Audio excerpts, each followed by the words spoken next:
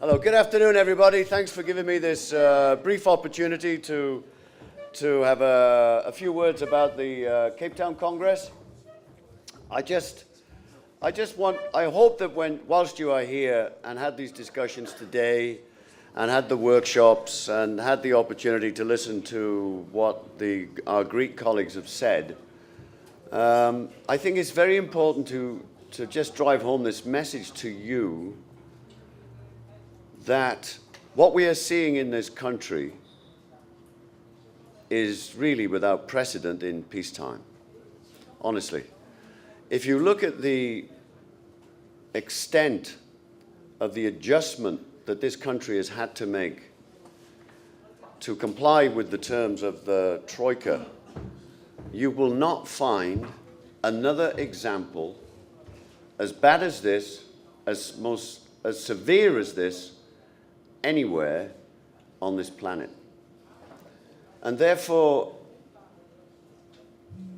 I'd like you to make a kind of memory stick moment in your head about what has happened here, and to take note of what has happened here, because memories fade, but impressions can stay.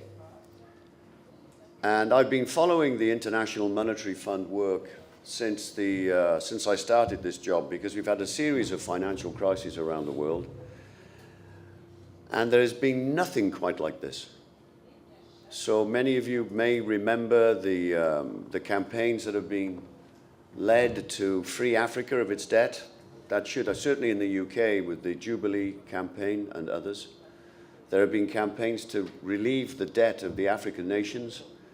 And as a result of the work that we did, and it took 15 years, when we first said there had to be debt relief in Africa, we were laughed at. I was considered to be in need of mental help and the psychiatric help, that we were economically illiterate. But at the end of the day, if Africa is facing a somewhat brighter future, it is because of the campaign that was led around the world for debt relief. And it is clear to me that there is no way that this nation can fulfill the terms that the Troika have visited on this country. And therefore, we will be campaigning, I think, and I hope we can feed this back into the executive and to the ETUC, that there has to be some debt relief here. Labour relations issues. There is no industry-wide collective agreement in this country anymore, where there once was.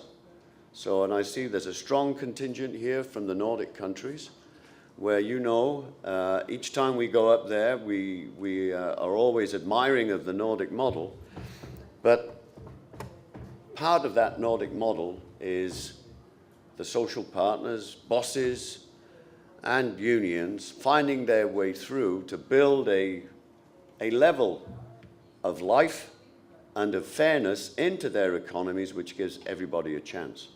What has happened, what I'd like you to imagine in Denmark, Sweden, Finland, and Norway, and elsewhere, where we have industry-wide bargaining in France and Belgium and elsewhere, that all of a sudden that disappears. That there is no longer a point in time or place where unions and employers negotiate. And what has happened is that now everything has gone down to the level of the enterprise.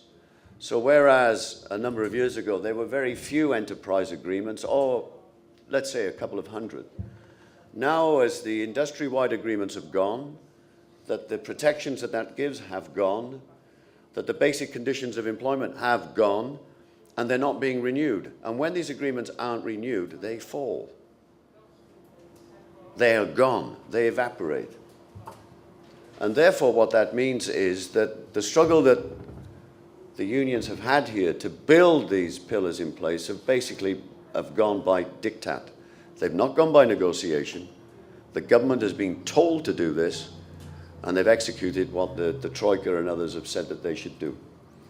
And there hasn't been any proper parliamentary discussion about this in the sense, or any checks and balances. And slowly but surely we begin to hear the noise emerging from the European Parliament and elsewhere that this is wrong, that this is not the Europe that we would like to see, and not an exercise of political authority which we can consider to be acceptable. And therefore, when the European elections come around in May, I hope that that will mark a turning point in terms of the politics, the political economy of what is happening in Spain and Portugal and in Greece.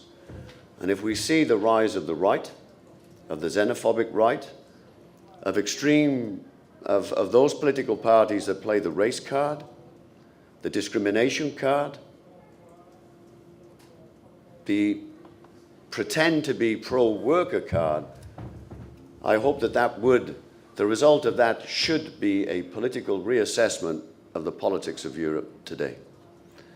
And when I just threw in the statistic today, just think you are in a country where 56% of the people are faced with food insecurity, where 1.5 million people no longer have any health insurance or coverage, that they have to rely on doctors and nurses who give up their time freely to go into hospitals to operate on the people who have no form of healthcare coverage or insurance coverage. And I know you maybe not see this in the streets. You'll see many of the shops here are shut and the boarding and the hoardings of places are shut. But this is the wealthiest part of the country here. Go down to the ports of Piraeus and elsewhere, you will begin to see the reality bite of what a structural adjustment program means in this country. We do our bit. I've met the boss of the IMF not so long ago, and I was very, I was polite, but I was very strong because they tried to distance themselves from this. And they say this can't be true. I met Angela Merkel also, and I explained to her the realities of what's happening in Greece and Portugal and elsewhere, and she denied all knowledge of this. She says, it's not true, Philip, that we are somehow anti-union. Philip, it is not true that we've destroyed collective bargaining. Where are you getting this information from? And she promised to investigate, and I'm still waiting. Well, she did promise to investigate, but I'm still awaiting the results of the investigation that's taken place. So what we have is, I mentioned power shift briefly this morning, but it really is a very, very significant power shift that we're seeing in the world. And then you begin to look at the political forces that are allied against us, the arguments that they use against us, and then you begin to look at the funding of political parties and the funding of think tanks, and you begin to see that our democracies have been hijacked by those financial elites and power elites who can afford it, and they have no conscience or really thought about what this means for everybody else. And it's a naked use of economic power to the extent that the economics profession has been corrupted, that the think tank process where we would anticipate that this is beyond political bias is also being corrupted, and we begin to see the realities and the consequences of that thinking here in Greece and in Portugal and in Spain. This is a very serious time for Europe. This is a very serious time for the trade union movement. And I know it's very hard to see how we fight back from this and how do we give hope and confidence to people that something can be done. And I think we also underestimated the ability of the fight back from the financial and power elites that we have seen. And we felt in 2007 and 2008, we went to the G20. And we were in London. We met Gordon Brown and all the heads of state, and we met in the context of the G20. And if you look at the things that we managed to get across and agreed at the G20 summit, which brings together 85–90% of the world's economy, we did a hell of a good job. But we underestimated the fight back of people who were opposed to what we stood for. And we underestimated the power of the think tanks and these power elites to begin to change the narrative that somehow the problems of Greece was the fault of the working class of Greece. And then we began to see another narrative develop that after all, Greece deserved to be punished, that Greece has to pay the bill for its years of profligacy and exaggeration. And it's funny how that narrative then begins to creep into national level of discussions, all of which, as far as I'm concerned, is a manipulation of sentiment and a manipulation of the truth that is happening here. So I just want to reassure you that in the work that we do in the global trade union movement, that we don't pull our punches, that we do take these robust arguments to the heads of state. And at the G20, the trade union movement was frankly nowhere. But we've now got a form of union recognition, which is a long way from your day-to-day realities, I have to admit. But nevertheless, the G20 is now obliged to consult with us, to talk with us. And we've put youth unemployment on the agenda, and we're trying to get global standards of apprenticeships. In Greece, there was no notion of what an apprenticeship is all about, none. And it's only now that that conversation is beginning to take place. And we continue to fight with respect to financial regulation, with respect to the 1%, with respect to inequality, and so on and so forth. And we begin to shift the argument to the extent that will take time to realize, because even now the International Monetary Fund and many other thinkers out there begin to say that inequality is dysfunctional for sustainable communities and life, is dysfunctional for business, and is dysfunctional for economic progress. Now, I know this is taking place in the stratosphere of big policy making, but we're beginning to win the argument that the levels of inequality and the exercise of power that we've seen is dysfunctional for the livelihoods and the sustainability of our democracies and communities. And this is why we have chosen the theme for our Congress this year, including you. So, in introducing the Congress, this is the logo that we have. And the theme is including you. And underneath is a word, Ubuntu, which I think is familiar with many of you. It basically means the sense of Ubuntu. It's a word that is used in the dialects of in African communities in South Africa and elsewhere. Essentially means I am who I am because of who we are. It's meant to project the message of humanity and humankind. That we are a community, that we are societies, but we define who we are, our health, our well-being, our sense of community by how we relate to one another and how we build the relationships with one another. So I know I walk around with the Ubuntu t-shirt. It was the only one I could find. I'm going to have to get one made. So it's a constant reminder to me about what this Congress is about. And we've chosen the term including you because of the realities of what we've seen. When we look at the economic progress or economic evolution that we have seen, the financial crisis is just one symptom of the problems that we have. We have societies which are exclusive. We have a transfer of wealth and power to the top 1%. This is not fiction. All the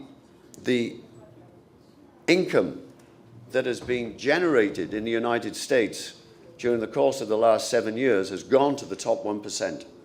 Real wages in the world's largest economy have not improved for 40 years.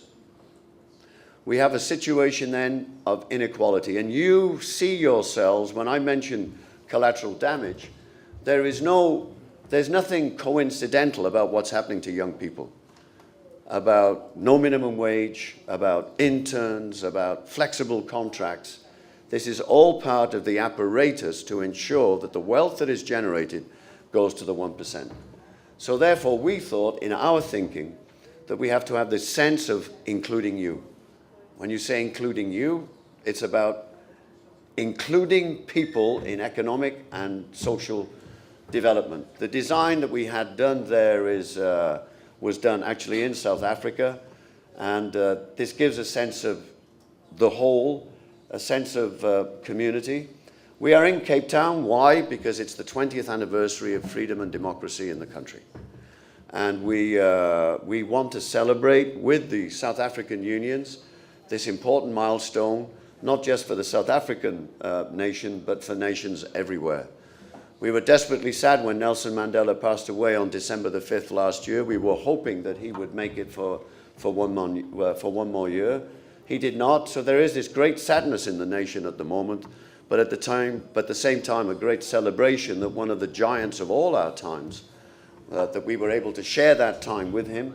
I had the occasion to meet with Nelson Mandela on 3 occasions to discuss our work and the role that unions played in the anti-apartheid struggle.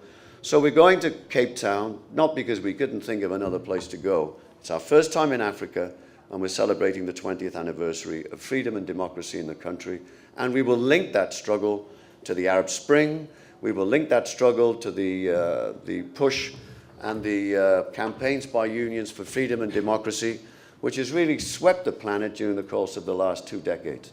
There are setbacks that we see, but nevertheless, there are more democracies in this world today than there have been in modern times, and the trade union movement played their role in that.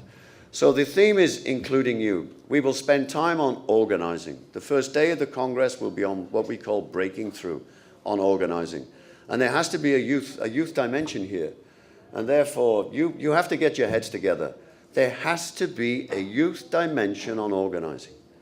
And I'm a believer that you have the space and that you don't need guys like me to tell you what you have to do. But if I say you have the space at the Congress, that we have to see young faces at the Congress, you can count on me to try to convince unions that that has to happen.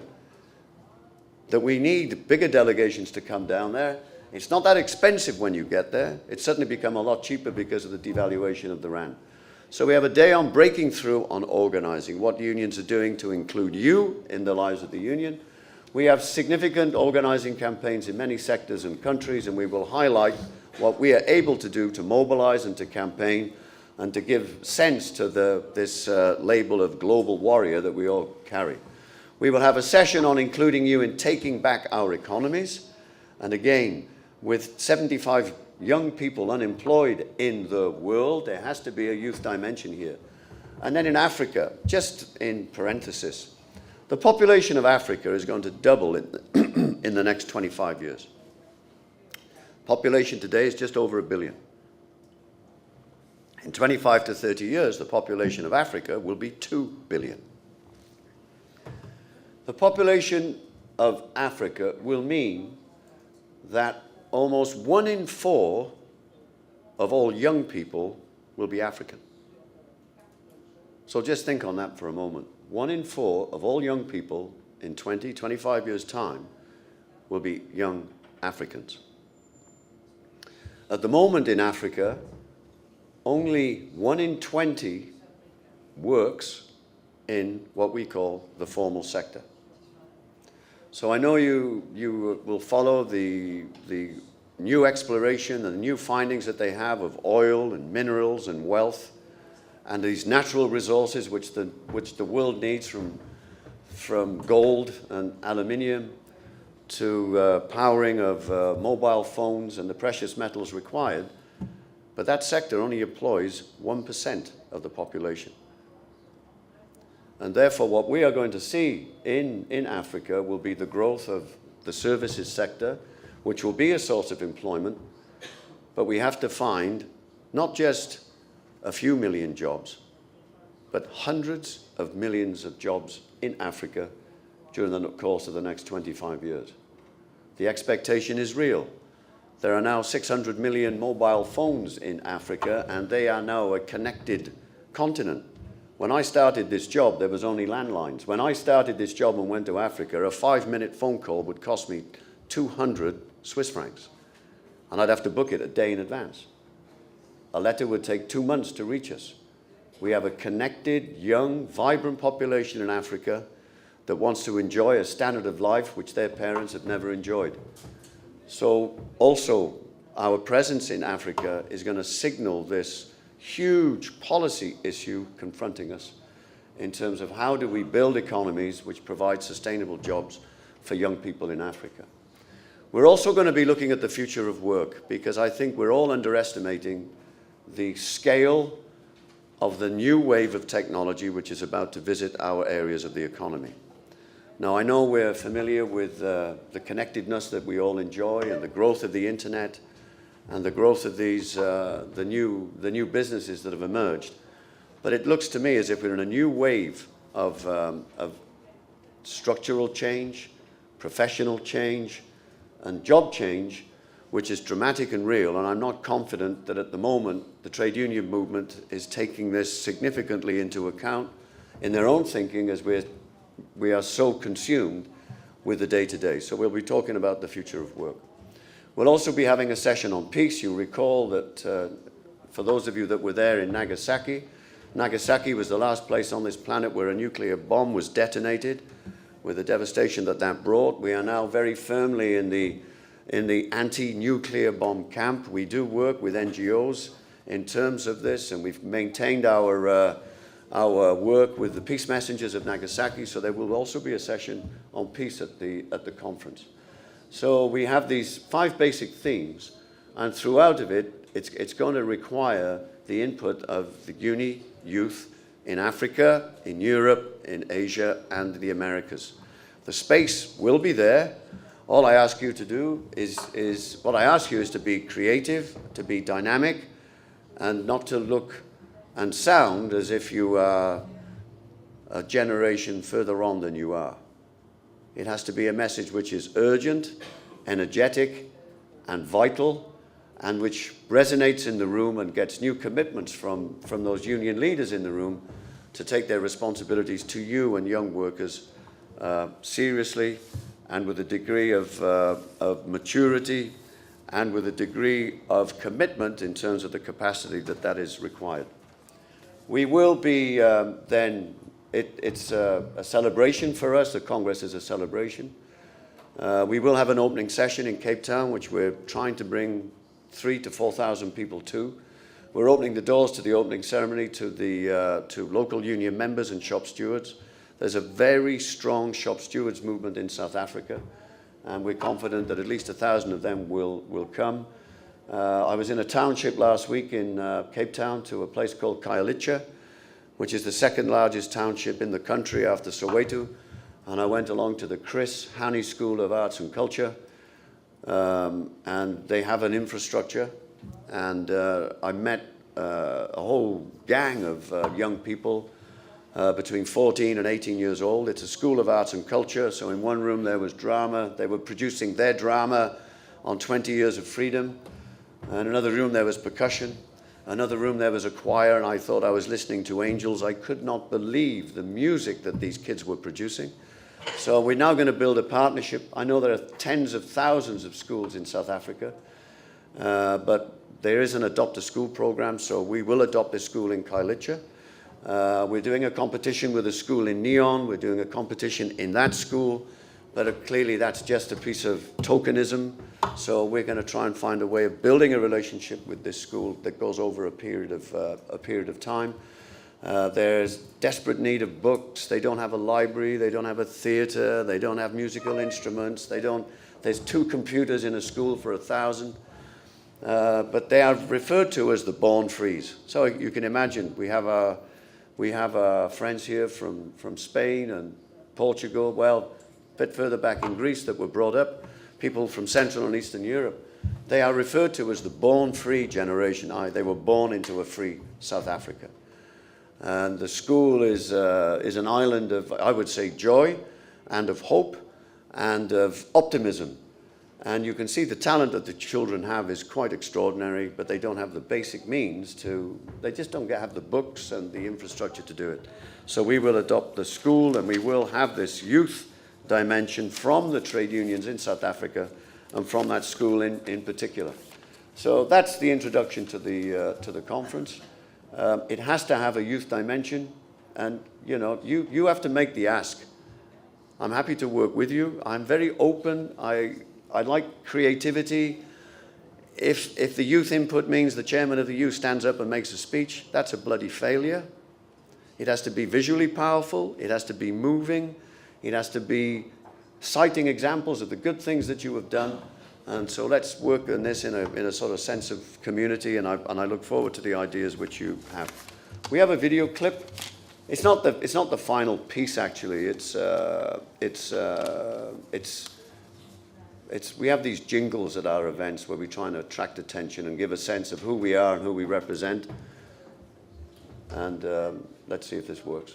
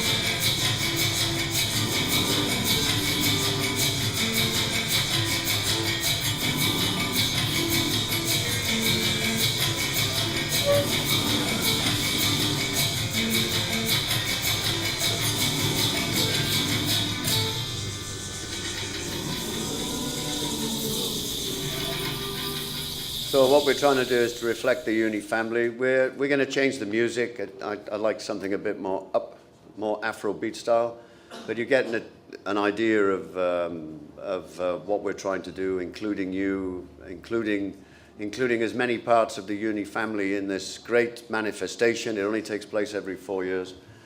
And it's clear that we have a job to do to ensure, to get the message across to your union leaders that you need to be there. Okay? Thank you. I'd like to thank Philip for giving up his time today to come and be here with us. And I'd recommend that all of you go back to your unions and try and get yourselves put onto the Congress. So, that brings today to a close. Ubuntu. Taniki Taferi o Aonas.